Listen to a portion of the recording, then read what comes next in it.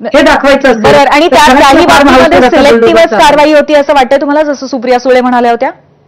खूपच सिलेक्टिव्ह कारवाई आहे, खूपच सिलेक्टिव्ह गोष्टी. म्हणजे दीपक लोंढेला चौकशीला बोलावणे किंवा फक्त त्या दुसऱ्या माणसाला बोलावणे इतकी सोपी गोष्ट नाहीये. याच्यातला भांडेकर असेल किंवा याच्यातला ललित पोकळे असेल, याच्यातलं अगदी समतापर्वत म्हणजे काही वेचक आणि वेधक लोकांच्या बाबतीमध्येच कारवाईचा संकेत दिले जातात आणि तेही पूर्णपणे होत नाहीये असं तुम्हाला वाटतंय? अंजलीताई, तुम्हालाही असं वाटतंय का? अगदी नक्कीच.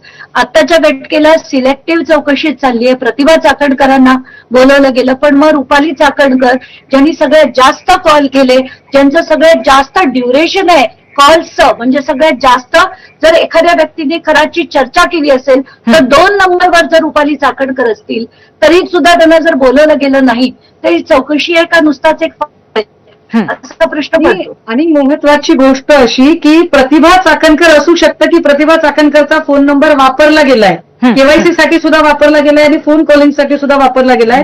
कदाचित चाकणकरचा बळी, प्रतिभा चाकणकरचा बळी देऊन रुपाली चाकणकर स्वतःची राजकीय मुत्सद्देगिरी सिद्ध करण्याचा प्रयत्न. बरोबर आहे, नक्कीच. तुम्ही असं म्हणताय सुषमाताई, आणि त्याचबरोबर अंजलीताई पण तुम्हाला दुजोरा देतात. मला वाटतं या क्षणी हीच सगळ्यात मोठी जमेची बाजू आहे की यावरती तुम्हा दोघांचं एकमत होतं आणि लढा एकाच दिशेने आहे. धन्यवाद दोघी जणी आज चर्चा करायला आलात त्याबद्दल.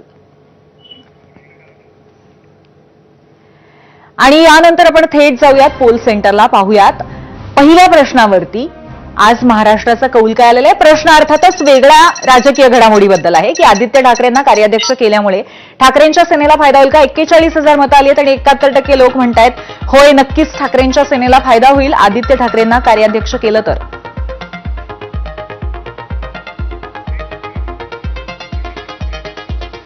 आत्ता घेऊया छोटासा ब्रेक आणि त्यानंतर लगेच परत येतोय आणखीन काही घडामोडींसह. पाहत रहा एबीपी माझा.